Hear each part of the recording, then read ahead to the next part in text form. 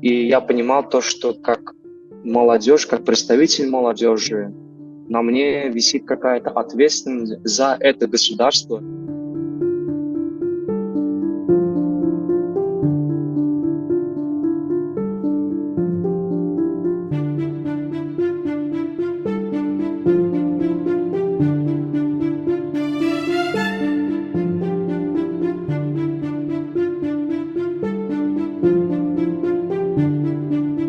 У меня были рядом свои сподвижники, распространяли листовки, записки поддержки среди граждан.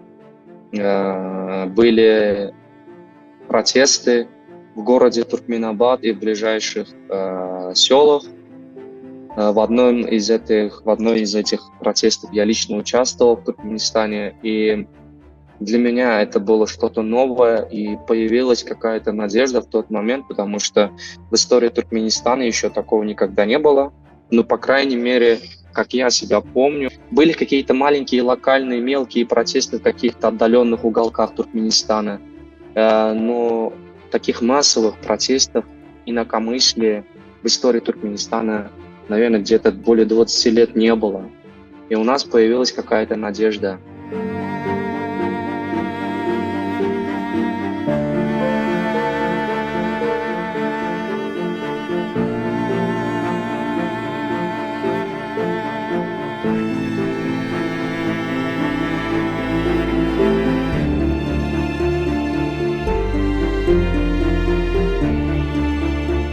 Как обычно, после того, когда у нас возникают какие-то экстренные моменты, экстренные, даже непредсказуемые явления в Туркменистане, власти пытаются все это скрыть.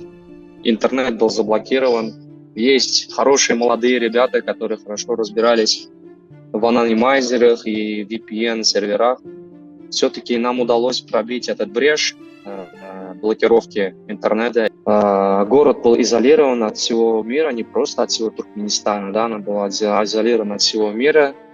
И мы прекрасно понимали то, что люди в отчаянии и не могут справиться.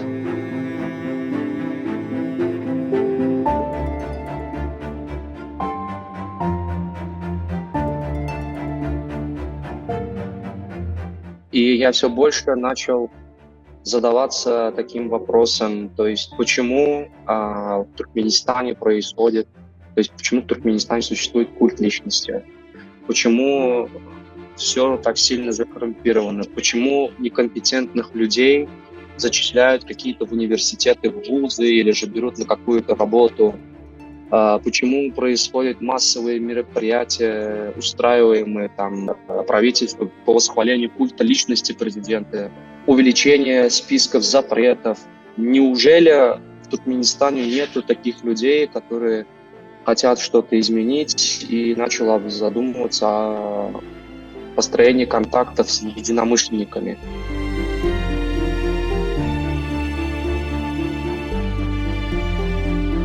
8 августа 2020 году местное отделение, областное отделение Министерства национальной безопасности сфабриковали против меня административное дело, за счет чего посадили на 15 суток, и ежедневно за мной приезжал автомобиль, полицейские забирали меня в городское отделение полиции. Условия в ВВС были очень ужасными, тем более из-за того, что я был активистом, меня в изоляторе держали в одних, так сказать, нижнем белье.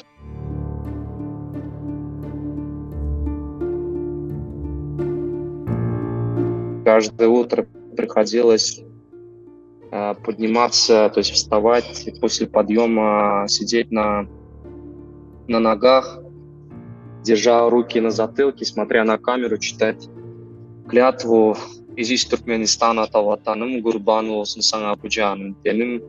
И надо было обязательно кричать: «Эгерде мен Туркменистан ватаныма, Туркменистанның президентіне дөніп кетсем, бой менің өмірім күл болсын».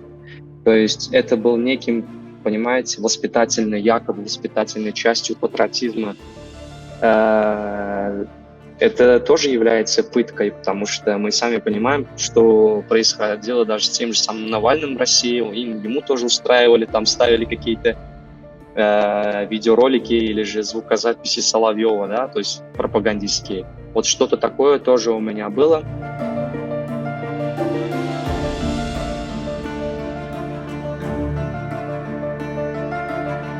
Министерство национальной безопасности пыталось меня завербовать под угрозами, давками, заставил меня подписать некий документ, где говорилось то, что я буду осведомителем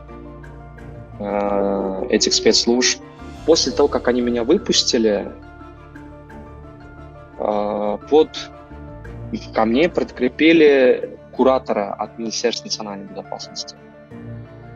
Этот куратор, как я знаю, у него звание был капитан.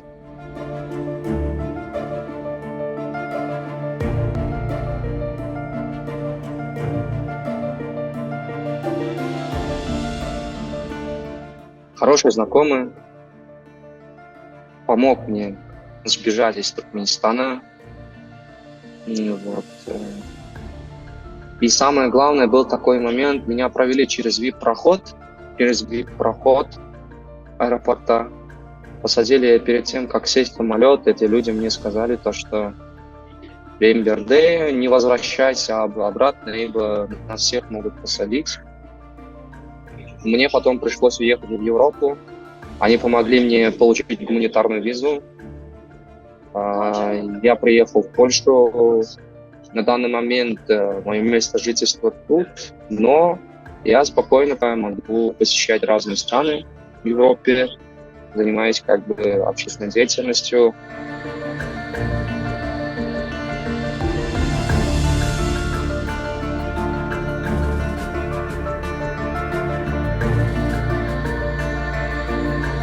В начале, в 2023 году, я стал членом Ассоциации прав человека Центральной Азии и налаживаю контакты с активистами гражданского общества, с правозащитниками, журналистами. Как-то помогать нашим активистам, чтобы они смогли переехать в более безопасные страны. Естественно, это очень трудно, но это реализуемо. Я хочу научиться и как-то помочь нашим активистам. Самое главное, чтобы они смогли выехать из этой опасной зоны.